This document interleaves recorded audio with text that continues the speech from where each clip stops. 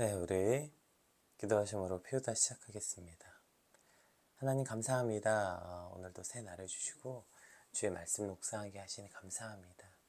오늘 말씀을 통하여서 우리의 믿음과 신앙이 누구를 위한 것, 무엇을 향해 가고 있는 것인지 깨닫게 하시고 다시 한번 우리의 믿음과 우리의 신앙 생활들이 나 중심이 아니라 철저히 하나님 중심의 믿음과 신앙을 갖는 오늘이 아침이 되게 하여 주시옵소서. 감사합니다. 예수님 이름으로 기도드립니다. 아멘. 네, 오늘 저희가 함께 살펴볼 말씀은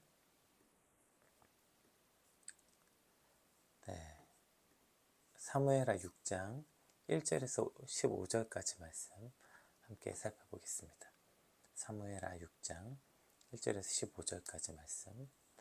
다윗이 이스라엘에서 뽑은 무리 3만 명을 다시 모으고 다윗이 일어나 자기와 함께 있는 모든 사람과 더불어 바알레 유다로 가서 거기서 하나님의 궤를 메어 오려고 하니 그 궤는 그룹들 사이에 좌정하신 만군의 여호와의 이름으로 불리는 것이라.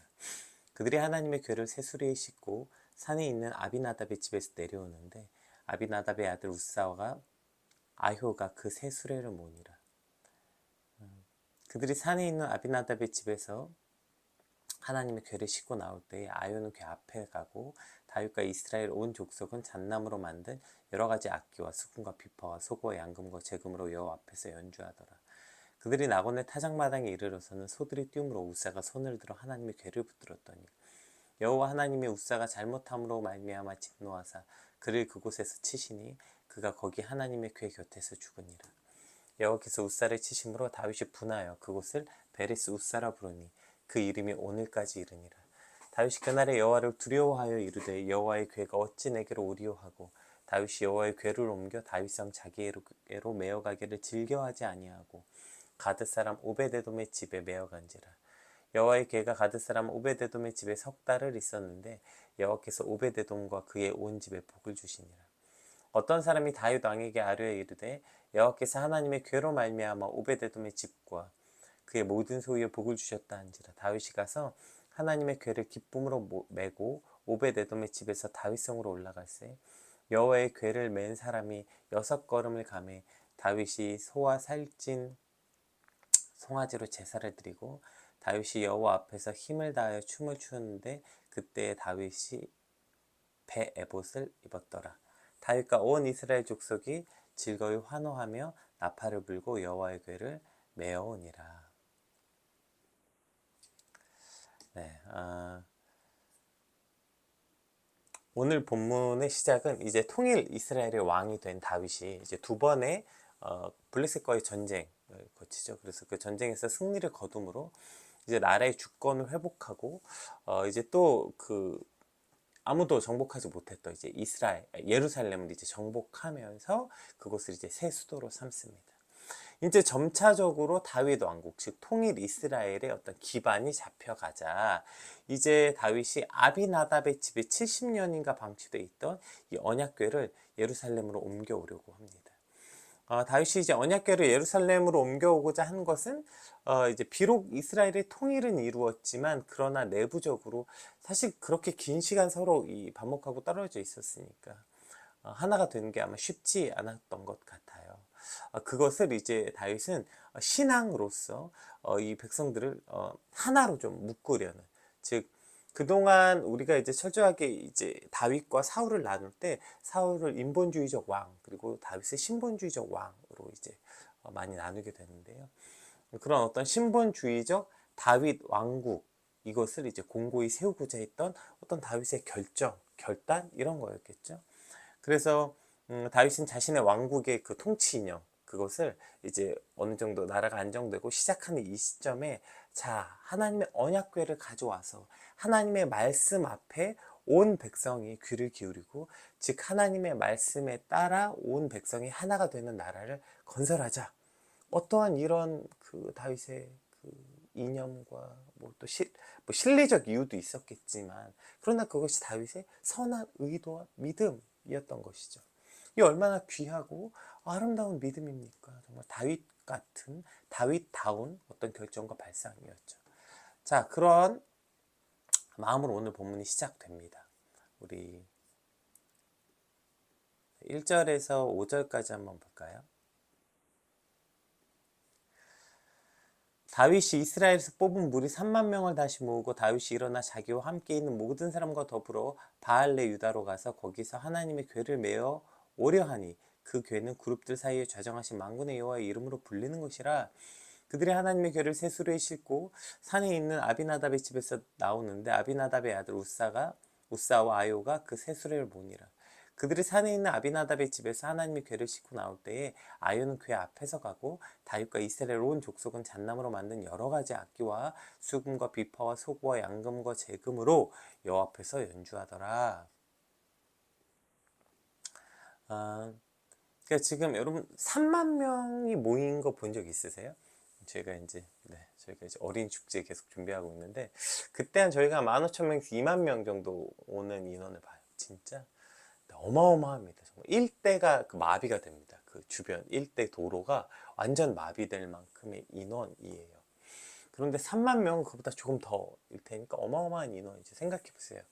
그 3만 명이 지금 손에 막 여러 가지 악기, 그러니까 우리가 그런 거 생각해 보면 될 것 같아요. 그 월드컵 응원 같은 거 할 때 막 부부젤라 같은 거 불고요. 막 손에 꽹과리 같은 거 치고 그 풍선 막대기 풍선 같은 걸 막 이렇게 하는, 어쨌든 그렇게 손에 악기를 들고 그 수많은 사람들이 이제 막 이 언약궤를 가지고 올려 이 어마어마한 행렬을 이제 하나님의 궤를 우리가 이 언약궤를 드디어 우리의 새로운 수도 예루살렘으로 가지고 온다. 자, 이제 통합 왕이 생겼고 이제 하나님의 말씀도 우리의 나라로 돌아오는구나. 이제 드디어 나라가 나라답게 신정 국가다운 모습으로 회복되겠구나. 이 모든 사람들이 기대하고 기뻐하고 박수치면서 수많은 악기들로 연주하면서 이 어마어마한 무리 행렬들이 이제 쫙 예루살렘을 향해 가고 있는 거죠. 그런데 문제가 생깁니다. 6절부터 한번 볼까요? 그들이 나곤의 타작마당에 이르러서는 소들이 뛰므로 우사가 손을 들어 하나님의 궤를 붙들었더니 여호와 하나님이 우사가 잘못함으로 말미암아 진노하사 그를 그곳에서 치시니 그가 거기 하나님의 궤 곁에서 죽으니라. 여호와께서 우사를 치심으로 다윗이 분하여 그곳 이름을 베레스 우사라고 부르니 그 이름이 오늘까지 이르니라. 다윗이 그날에 여호와를 두려워하여 이르되 여호와의 궤가 어찌 내게로 오리오 하고 다윗이 여호와의 궤를 옮겨 다윗성 자기에게로 메어가기를 즐겨하지 아니하고 가드 사람 오베데돔의 집으로 메어간지라. 지금 이렇게 막 그 수만 명이 막 기뻐하면서 뛰면서 들어가고 있는데 갑자기 소가 뭐에 놀랐는지 뛰는 거예요. 그러니까 소가 뛰니까 수레에 실려있던 언약궤가 떨어지려고 하니까 우사가 그걸 잡았겠죠. 안 떨어지게 우사가 그걸 붙들었다 이렇게 돼 있죠. 궤를 안 떨어지게 잡은 거예요. 이거 뭐죠? 거의 본능적인 거 아닙니까? 여러분 지나가다 누가 이렇게 뭐 던지면 나도 모르게 잡는 게 거의 본능 아니에요? 그런데 그 일로 우사가 그 자리에서 즉사합니다. 여러분 생각해보세요. 지금 3만 명이 막 춤추고 막 그렇게 하고 오다가 갑자기 그 언약궤를 들고 오던 그 우사가 그 자리에서 죽은 거예요. 왜 우리가 갑분싸라고 할 때 요즘 말로는 갑분싸, 옛날에는 잔치집이 갑자기 초상집 분위기가 됐다 뭐 이런 표현 쓰잖아요. 분위기가 아니라 실제로 그렇게 된 거예요. 축제가 초상집이 된 거예요 지금. 그러니 이 백성들이 어떤 마음이었을까? 이 백성들의 마음이 오늘 다윗의 마음으로 표현되어 있죠. 다윗이 어떻게 했어요? 여호와를 두려워하여 여호와의 궤가 어찌 내게로 오리오 하고 그 언약궤를 그냥 거기에 두고 오는데 마음이 어땠어요? 그것을 더 이상 즐겨하지 아니하더라. 그러니까 다윗성으로 그것을 언약궤를 메어 오는 걸 더 이상 즐겨하지 아니하고 가드 사람 오베데돔의 집에 두고 오는 거죠. 오늘 본문은 사실 이 우사의 죽음에 관해서는 해석하기가 참 어려운 부분들이 분명히 있어요. 왜냐하면 굉장히 그 단편적이기 때문이죠. 그래서 이 우사의 죽음에 관해서 전후 맥락과 사정들, 언약궤에 대한 전반적 스토리와 이해, 또 성경적 상상력, 신적 상상력을 부여해서 해석하려는 여러 시도들이 있습니다. 왜냐면 이해가 잘 안 되니까요. 그래서 이제 제일 대표적으로 요즘에 많이 이걸 많이 해석하는 트렌드는 유진 피터스 목사님이 쓴 책에서 우사가 죽은 것은 언약궤를 만져서가 아니라 이미 죄악으로 가득 차 있던 우사에게 그 한 방울이 넘치는 결과. 그러니까 우리가 왜 죄의 결과가 우리가 죄질 때마다 바로바로 결과가 나오는 게 아니잖아요. 하나님이 참으시는 그 가득 차 있었는데 그 언약궤를 만지는 것이 한 방울이 되어서 그것이 넘쳐 흘러서 이제 죽음에 이르게 됐다. 뭐 이런 식의 해석들이 있죠. 뭐 그 외에도 여러 가지 해석들이 있습니다. 그런데 왜 자꾸 우리는 이걸 해석하려고 하는 걸까요? 그러니까 여러 시도들이 해석하려는 여러 시도들이 있는데 그 본문의 결론, 이제 우리가 이따 결론적으로도 보겠지만 결국에 왜 우리는 자꾸 이걸 이런 식으로 해석하려고 하냐면 이것을 자꾸 인간의 범주와 이해 안에서 시도해 보려고 해요. 이 해석을. 우사가 왜 죽었을까? 우사가 왜 죽었을까? 이 질문 자체가 문제는 아닐까요? 늘 우리는 왜 죽었을까? 왜 죽었을까? 우사가 왜 죽었지? 왜 그런 병에 걸렸지? 왜 내게 이런 불행이 왔지? 왜 이런 일이 생겼지? 아니 내가 열심히 예수 믿었는데 왜 내 인생엔 이런 불행이 찾아온 거지? 아니 저 사람은 목사님인데 왜 저런 병에 걸린 거지? 그러니까 왜를 자꾸 물어봐요. 왜? 우사가 왜 죽었는지, 왜 그게 죽은 게 우사여야 하는지 성경은 기록하지 않았어요. 어떠한 신적 상상력을 동원해도 우리는 알 수 없어요. 왜냐하면 성경에 기록되어 있지 않으니까요. 다만 뭘 알 수 있어요? 그게 하나님의 뜻이었다. 하나님이 그렇게 결정하셨다. 네, 우린 그것만 확실히 알 수 있어요. 그러면 우리가 해야 되는 첫 번째 반응은 외지를 분석하고 파악해서 이해하고 납득하는 게 아니라 하나님의 결정에 따르는 거. 여러분, 이것이 믿음이에요. 이것이 믿음의 첫 번째 스텝이라고요. 그것이 내 이해의 범주에 있지 않고 그것이 내 어떠한 뭐 상식과 생각과 부합하지 않더라도 그것이 하나님의 결정이라면 내 이해의 범주와 상관없이 믿는 거, 따르는 거, 순종하는 거. 그것이 하나님의 결정이면 그만한 이유가 있겠구나. 그것이 내가 이해할 수 없을더라도. 그리고 그 이해는 내가 알 수 없는 하나님의 놀라운 섭리와 하나님의 선하심이 있겠구나. 그것이 하나님을 믿는 거죠. 내 이해와 내 상식과 내 어떤 이해력의 범주 안에서 그것을 해석하는 것이 아니라. 근데 우리는 늘 왜인지를 궁금해해요. 철저하게, 그러니까 우리 신앙이 어느 순간부터 나 중심이 되는 거예요. 나 중심. 내가 이해되는 것을 믿고 내가 이해되는 범주 안에서만 이것을 시작하려고 하는 거죠. 내가 믿어야 되고 내가 믿어야 할 이유가 있어야 되고 내가 그것을 믿어서 해야 될 만한 가치와 보람이 있어야 되고 뭐 다 나예요. 나. 이 믿음의 시작이 다 내 생각, 내 중심, 나. 그러나 믿음은 어느 순간부터 내 중심이 아니라 믿음은 당연히 하나님 중심이어야 하는 거죠. 내 기쁨이 있어야 되고 내 보람이 있어야 되고 내 평안이 있어야 되고 내 뭐가 있어야 되고 내가 있어야 되고. 그러니까 그것이 있을 땐 오늘 다윗 보세요. 다윗이 오늘 얼마나 그 좋은 의도로 그래 내가 이제 언약궤 방치되어 있던 언약궤를 예루살렘 성으로 모셔와야지. 그리고 그 말씀 앞에 우리가 하나 돼야지. 얼마나 좋은 의도입니까? 그런데 이해할 수 없는 일이 딱 닥쳐요. 우사가 죽게 되죠. 그러니까 기쁨도 잃어버리죠. 보람도 잃어버리죠. 내가 하려고 했던 내 생각과 내 상식과 다 날아가요. 그러니까 어떻게 돼요? 언약궤 놓고 즐거이 여기지 않고 돌아오는 거예요. 우리의 믿음이 이와 같은 거 아닙니까? 내 기쁨을 잃어버리고 내 보람을 잃어버리고 내 이유를 잃어버리고 내 목적을 잃어버리고 다 나야. 그러니까 우리의 믿음이 흔들리는 거 아닐까요? 우리의 믿음과 중심이 내가 아니라 철저히 하나님 중심으로 돌아서야 하는 것이죠. 내 보람 때문이 아니라 하나님 때문이어야 하는 거예요. 내 믿음과 내 신앙이 때론 그게 내 보람이 없고 때론 내 평안이 없고 때론 내 기쁨이 없을지라도 그것이 하나님의 기쁨이 되고 하나님의 보람이 되고 하나님의 의미가 된다면 하나님의 말씀이 된다면 우리는 내 이해의 범주에 벗어나더라도 하나님 때문에 하는 거예요. 그 일을 나 때문에 하는 게 아니라. 우리의 믿음이 철저히 그렇게 하나님 중심이어야 된다고요. 하나님 때문에 믿음을 갖고 하나님 때문에 신앙생활을 하고 하나님 때문에 봉사를 하고 하나님 때문에 사명을 가져야죠. 근데 어느 순간 그 모든 이유가 철저히 나예요. 나 때문에 해야 되고 내 기쁨이 있어야 되고 내 평안이 있어야 되고 심지어 내 보람이 있어야 되고 내 생각하기에 내 신앙이 유익이 있어야 되고 다 나로부터 시작하는 것. 그 모든 동기와 출발점이 나이기 때문에 그것이 사라지는 순간 오늘 다윗처럼 그냥 더 이상 즐거워 여기지 않게 되는 거예요. 놓고 오는 거예요. 그냥 언약궤. 오늘 본문을 통해서 나 좋자고 하는 신앙생활이 아니라 하나님이 좋으시길 소망하는 믿음. 철저히 나 중심의 믿음이 아니라 하나님 중심의 믿음으로 회복된 이 아침이 되시기 주님으로 축복합니다. 그럼 왜 오늘 이와 같은 일이 벌어졌는지 우리가 그 신적 상상력이 아니라 성경에 있는 그 내용으로서 우리가 한번 살펴봅시다.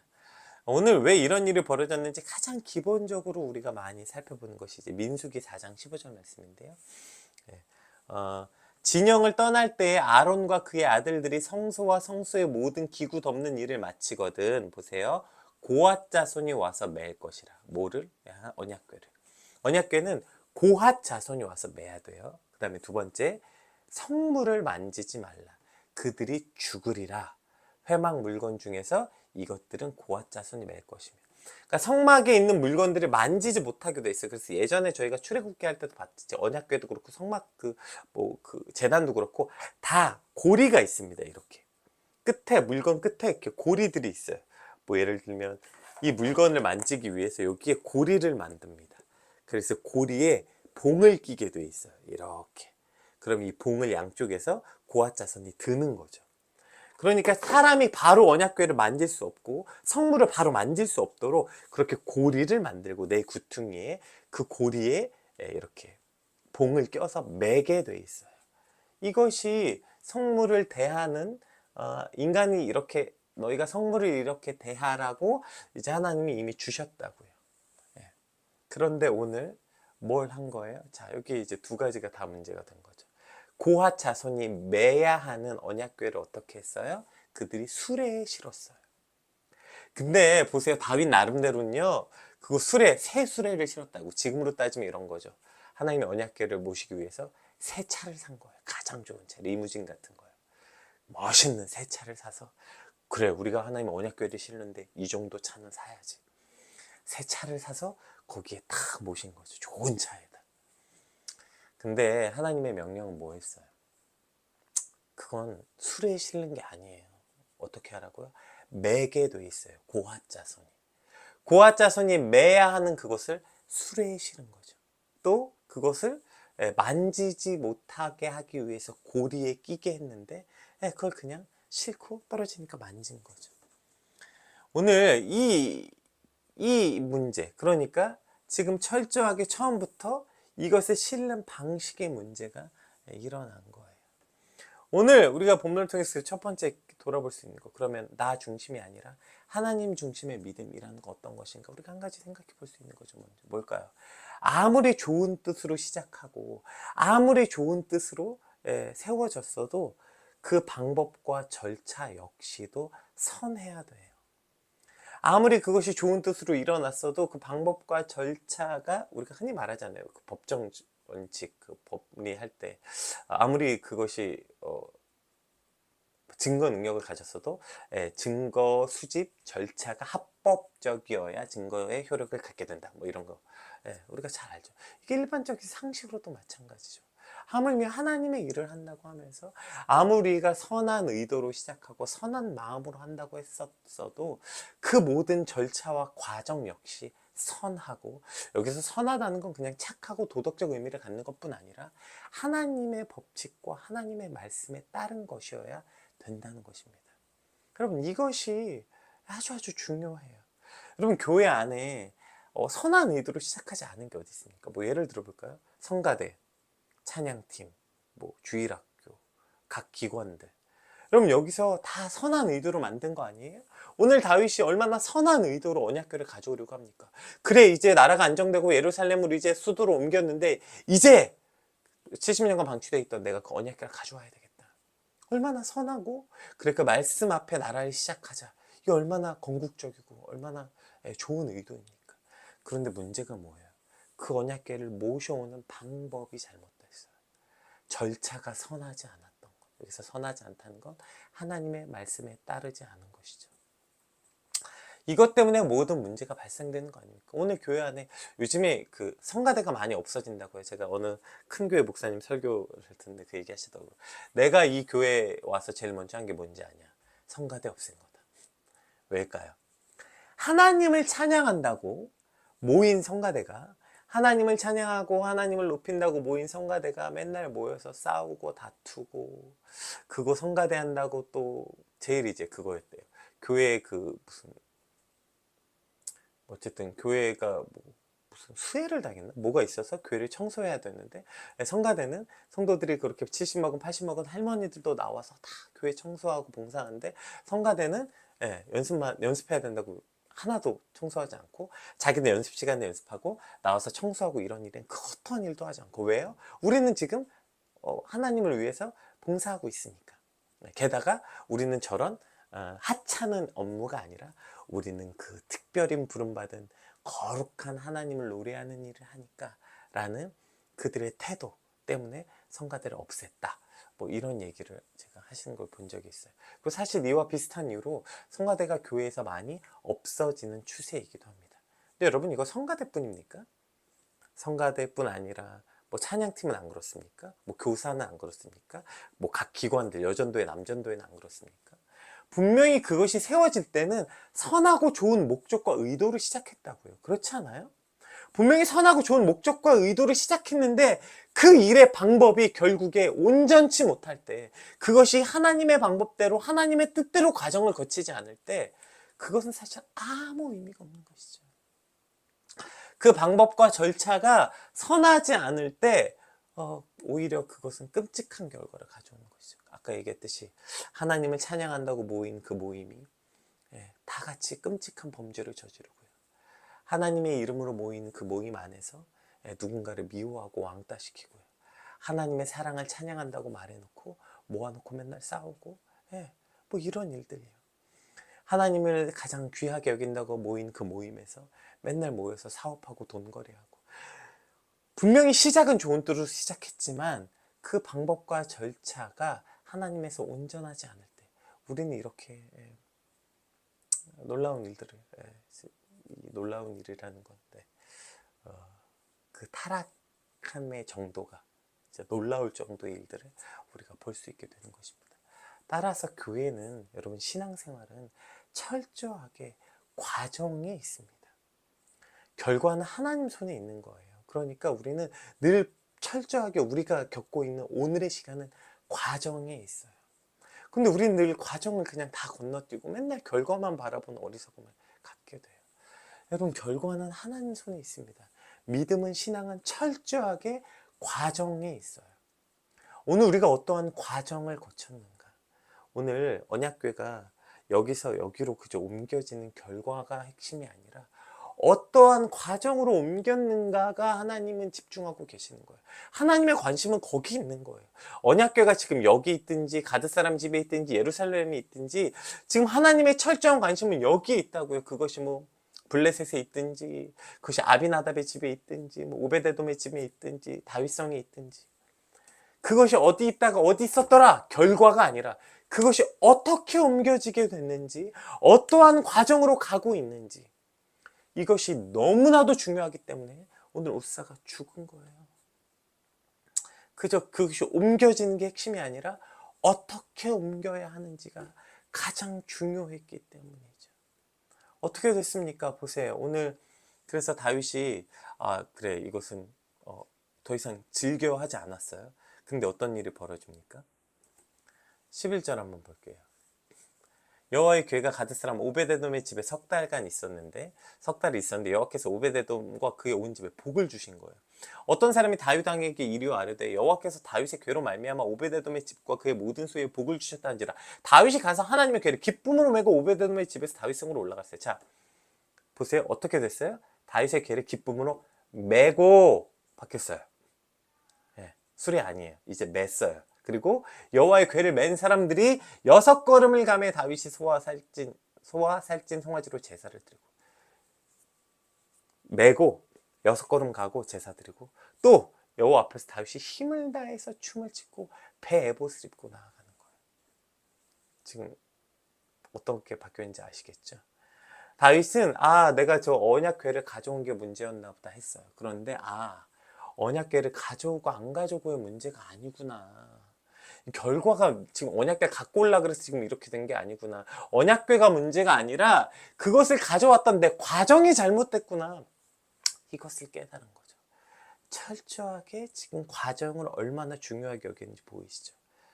바뀐 거. 이거 나중에 이제 역대하에 가보면 다윗이 이것을 이제 똑같은 장면이 나오거든요. 이것을 깨달아요. 그래서 레위인 모아서 언약궤를 메고 오는 장면으로 기록되어 있습니다. 그러니까 철저하게 이제 자신이 어떠한 것들을 실수하고 어떻게 잘못했는지, 무엇 때문에 이렇게 이것이 이러한 일들이 벌어졌는지 깨닫게 되는 것이죠. 네. 다시 다윗이 이것의 과정의 문제를 알게 되는 거예요. 근데 우린 자꾸 너무 인생의 모든 과정을 다 건너뛰고 결과로만 말해요. 그 사람이 어떤 결과가 있는 사람인지에 따라서, 결과가 대단한 걸 이룬 사람이면 당연히 그 사람의 막 간증과 막 이런 거 들으려고 해요. 근데 결과가 대단하지 않은 사람의 이야기는 아예 귀 기울일 생각조차 하지 않아요. 우린 그러니까 늘 자꾸 결과를 가져오려고 해요. 오늘도 하나님 우리에게 결과를 얘기하지 않으세요. 결과가 아니라 과정에 대해서 말하고 있습니다. 오늘 따라서 저와 여러분의 오늘의 하루가 결과가 아니라 하나님 앞에서 어떠한 선한 방식으로 살아내는가, 즉 우리가 아무리 선한 의도를 가졌다 하더라도 그 절차가 얼마나 선한가, 오늘 살아내는 나의 모습이 얼마나 선한가, 이것을 기억하는 저와 여러분들이 주님으로 축복합니다. 아무리 대단한 무슨 의지를 가졌고 아무리 선한 의도로 그래 내가 정말 대단한 비전을 갖고 품고 뭘 시작했어도 그 모든 과정이 선해야 되는 것입니다. 하나님의 말씀과 하나님의 원리와 하나님의 원칙 안에 있어야 돼요. 차라리 하지 말아야 됩니다. 이것을 사실 너무나 많이 보죠. 처음엔 선한 의도로, 처음엔 그 사람 돕겠다고 뭐 많이 보잖아요. 그 욥기에서 욥의 친구들이 욥이 그 고통받으니까 욥 위로하겠다고 모여서 결국엔 욥 욕하고 욥 정죄하다 가잖아요. 우리도 이런 일 얼마나 많이 합니까? 누구 돕겠다고 시작하고 선한 일 하겠다고 모여놓고 거기서 싸우고 거기서 누굴 욕하고, 모이지 말걸. 차라리 예배하지 말걸 그럴 거면, 교회 하지 말걸 그럴 거면. 근데 그렇게 선한 의도였다 하더라도 그 과정과 절차가 무시될 때 우리는 이렇게 끔찍한 일을 겪게 되는 것입니다. 오늘 결과가 아니라 그 과정을 철저하게 지키고 그 과정이 철저히 하나님의 말씀과 하나님의 법칙 안에 있는 저와 여러분의 하루가 되실 주님을 축복합니다. 자, 두 번째, 왜 또 그러면 이 수레에 싣고 왔을까요? 여러분, 그러면 이거 왜 수레에 싣고 왔을까요? 왜일까요? 이 아비나답이 있는 70년 동안 이미 좀 잃어버린 거예요. 이 언약궤를 어떻게 옮겨야 되고 어떻게 오는지. 왜일까요? 이거 블레셋에서 수레에 싣고 왔거든요. 우리 잘 알죠? 이거 사무엘상 우리 시작할 때 같이 봤잖아요. 블레셋이 이제 그 뺏어가죠. 언약궤 뺏어간 다음에 이제 그거 뺏어갔다가 이제 난리가 나잖아요. 가드성에. 그래서 이제 그거 난리 나니까 이제 다시 돌려보냅니다. 이때 돌려보낼 때 전부 다 어떻게 해요? 수레에 싣고 왔어요. 수레. 언약궤가. 그러니까 그냥 어느 순간 그냥 언약궤를 수레에 실은 거죠. 그런데 그게 수레에 싣고 왔던 것은 블레셋은 이런 아무런 지식도 없었으니까요. 블레셋은 아무런 지식이 없으니까 그게 그냥 수레에 싣고 온 거예요. 그러니까 그 수레에 싣고 온 것을 그냥 허용했던 것이죠. 그런데 그 모든 이유도 맥락도 없이 그냥 이 백성들은 이제 어느새 잃어버린 거예요. 이것을 왜 수레에 실어야 되는지, 왜 사람이 매야 되는지, 이런 이유와 근거 자체를 잃어버린 것이죠. 그러니까 그냥 싣고 오는 겁니다. 이것이 오늘 이들이 아무 거리낌 없이 수레에 싣고 왔던 거예요. 왜요? 시대가 많이 바뀌었으니까요. 아니 그거 왜 다 수레에 실잖아. 언약궤 그 이미 그거 여기 올 때부터 수레에 실려 있었어 이거. 이거 많이 듣던 말이죠. 아니 이거 애초부터 이거 수레에 싣고 있었어. 이거 처음에 올 때부터 이거 수레에 싣고 있었어. 이거 기럇 여아림으로 올 때, 이거 아비나답이 집에 올 때, 블레셋에서 올 때부터 수레에 싣고 있어서 이거 블레셋이 뺏어갈 때도 수레에 실어갔어. 이거 언약궤 원래 수레에 싣고 왔었어. 이렇게 된 거죠. 그거 물론 성경에 써 있긴 한데 그 옛날 얘기잖아. 그 언제적 얘기야? 그 출애굽기 가면 그 언제 그 모세 시대 때 얘긴데. 요즘 시대가 바뀌었어. 요즘은 다 그냥 수레가 싣고 오는 거야. 그냥. 그 수레에 실는 게 얼마나 합리적이야. 요새 시대가 바뀌었는데 그거 뭐 언제까지 어깨에 메고 갈 거야. 이렇게 생각했던 거죠. 여러분, 하나님의 방식은 시대가 바뀌었어도 변하지 않아야 되는 방식들이 있어요. 시대가 바뀌었는데 그 뭐 언제까지 그런 식으로 해. 누가 요즘에 그런 거 해. 바뀐 시대는 바뀐 시대께 있지. 네. 이러한 식으로 우리가 생각해서 너무나도 많은 것들을 잃어버린 것 아닙니까? 야, 세상이 바뀌었어. 세상은 이래. 세상은 저래. 이렇게 세상의 트렌드에 맞추고 세상의 뜻에 쫓아가고 어떠한 형식과 방식이 우리가 너무나도 쉽게 그것을 바꾸고 무시해버리는 경향성이 있는 거 아니에요? 그래서 교회가 타락하는 거 아닙니까? 야, 요즘 트렌드가 저래. 물론 바뀌어야 되는 것들도 물론 있죠. 그러나 너무나도 쉽게 우리는 그저 요즘 세상이 이래, 세대가 그래, 그건 옛날 방식이야, 옛날 방식 이꼬르 나쁜 것이라는 이상한 그 뭐죠, 이 요즘 경향성이 너무 심해진 것 같아요. 옛날 것 is 나쁜 것, old is bad, 이런. 여러분, old is bad입니까? 올드는 나쁜 것입니까? 그게 올드해, 이 말 어떤 뜻이에요? 나빠, 이런 뜻이잖아요. 왜 어느 순간 올드해가 나쁘다는 뜻이 돼버린 겁니까? 여러분, 어떻게 올드해가 old is bad가 된 거예요? 왜 올드가 나쁩니까? 그럼 뉴는 다 선합니까?